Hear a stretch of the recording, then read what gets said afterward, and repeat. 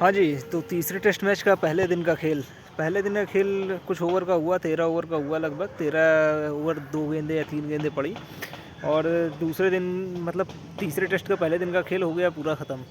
अब खेल ख़त्म से मतलब ये है कि जो मुझे दोनों ही तरीके से लग रहा है खेल ख़त्म। अब ये कह सकते हो मैं थोड़ा डरा हुआ हूँ या जो भी है।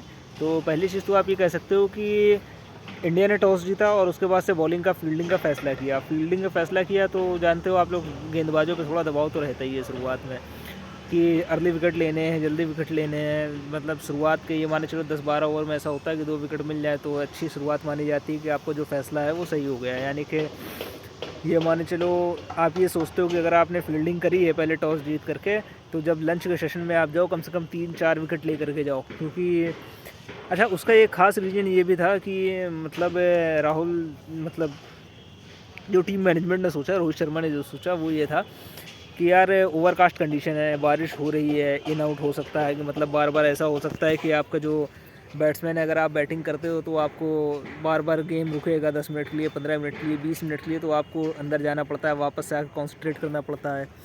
अगर आप पहले बैटिंग लेते हो, सपोज़ करते हैं कि उन्होंने आके गेंदबाजी करना चालू किया, आपने 7-8 ओवर खेले, जैसे उनके साथ हुआ, ऑस्ट्रेलिया के साथ हुआ, 7-8 ओवर में आपने विकेट नहीं खोए, लेकिन एक बार पॉज हुआ, बैट्समैन अभी सेट ही हुआ था कि दोबारा से फिर खेल रुकता है, वापस से आधे घंटे बाद 1 घंटे बाद आप खेलने आते हो, तो वापस से आपको कंसंट्रेट करना पड़ता है, फिर से पूरी शुरुआत करनी पड़ती है। तो ऐसे में क्या बैट्समैन को नुकसान होता है और बॉलर्स को एक एज होता है कि बैट्समैन को बार बार सेट होना पड़ता है, तो उसमें विकेट्स गिरने के थोड़ी खासियत होती है, मतलब विकेट गिरने की थोड़ी संभावना ज़्यादा होती है। तो अमूमन देखा जाता है कि जहाँ पे बारिश वारिश का माहौल होता है वहाँ पे क्या होता है कि फील्डिंग, जो भी टॉस जीतता है वो पहले फील्डिंग करने का ही फैसला लेता है। इसी वजह से पैट कमिंस ने भी कहा कि अगर हम भी टॉस जीते तो हम भी फील्डिंग करते हैं, तो इंडिया ने फील्डिंग करी। लेकिन विकेट्स जो जिसके वजह से आपने ये निर्णय लिया था वो काम नहीं हो पाया। विकेट्स आपको शुरुआत में 5-7 ओवर में शुरुआत में मिल नहीं पाए। ये भी देखा गया कि इंडियन बॉलर्स जो थे ओवर ट्राई कर रहे थे, चाहे वो बुमराह हो चाहे वो सिराज हो, और उसके बाद से फिर बारिश होने लगी। मतलब मेरे साथ तो गेम ही हो गई कि मैं सो करके उठा, मैंने सुबह चलो मैच देखते हैं यार, इस चक्कर में 6 बजे उठा और 6 बजे जब मैंने मैच देखने के लिए वो करा तो पता चला कि अभी बारिश हो रही है। थोड़ी देर पहले खेल हो चुका था, वो खेल मैंने देखा नहीं, मैंने जो पढ़ा जो सुना उसके हिसाब से मैं बता रहा हूँ कि जो पिच को रीड करने के बाद दोनों कप्तान ने यही कहा था कि हम फील्डिंग करना चाहते हैं।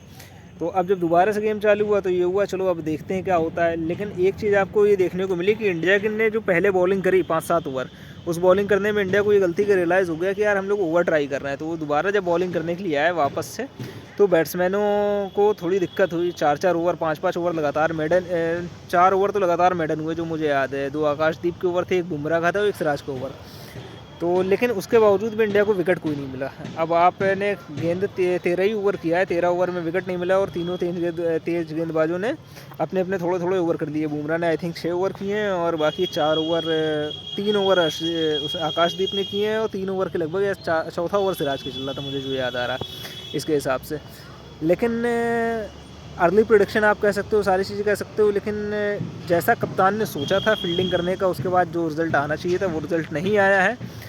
तो ऑस्ट्रेलिया ने अच्छी बैटिंग भी करी है, आप ये भी देखोगे कि उन्होंने अपना विकेट नहीं फेंका है। अमूमन यही होता है हर बैट्समैन, जैसे बॉलर ज़्यादा सोचता है ना कि यार टॉस जीत के कप्तान ने फील्डिंग ले ली है, मुझे जल्दी विकेट निकाल के देने हैं, वैसे जैसे टॉस आप हार जाओ और आपकी बैटिंग आ जाए, जीत जाओ बैटिंग आ जाए अलग चीज़ होती है, लेकिन आप अगर हार जाते हो टॉस आपकी बैटिंग आ जाती है ना, तो ओपनर्स के ऊपर भी इतना ही प्रेशर रहता है कि यार विकेट नहीं गिरनी चाहिए, क्योंकि अगर विकेट गिरेंगे तो बैकफुट पे लग जाएंगे। आप ऑस्ट्रेलिया को बैकफुट पे डाल नहीं पाए, जबकि ओवरकास्ट कंडीशन ऐसी थी, लेकिन उसके बावजूद भी गेंद में उतनी हलचल नहीं देखने को मिली। गाबा का विकेट आप जानते हो कि इसलिए तो मतलब फेमस ही इसलिए है कि उस पर एक्स्ट्रा बाउंस वगैरह सारी चीज़ें होती हैं।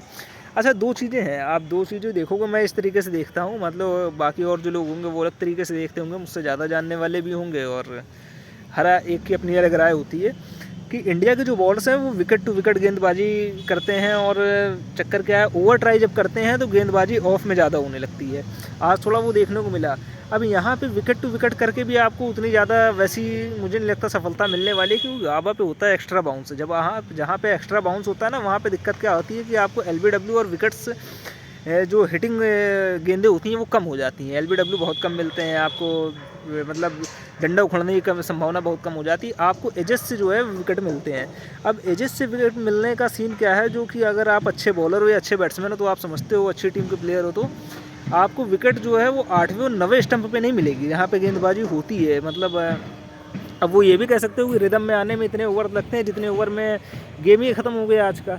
लेकिन आपको विकेट टेकिंग और डिलीवरी यहाँ पे देखनी होगी तो वो गुड लेंथ वाले एरिया पे देखनी होगी, क्योंकि बाउंस यहाँ पे वैसे ही है जो नॉर्मल इंडिया के पिचों पे आप शॉर्ट पिच गेंदें जहाँ जितनी उछलेंगी उतनी यहाँ पे गुड लेंथ से उछल जाएंगी। तो आप जो ये देख रहे हो उसके हिसाब से आप ये देखो कि आपको गेंदबाजी करनी चाहिए, मुझे लगता है कि थोड़ा आगे और चौथे 5वें स्टंप पे या छठे स्टंप पे। आप छठे से जैसे स्टंप से बाहर जाओगे ना तो आपको विकेट मिलने के चांसेस कम हो जाते हैं, फिर बैट्समैन आसानी से लीव करने लगता है। मसला ये हो जाता है।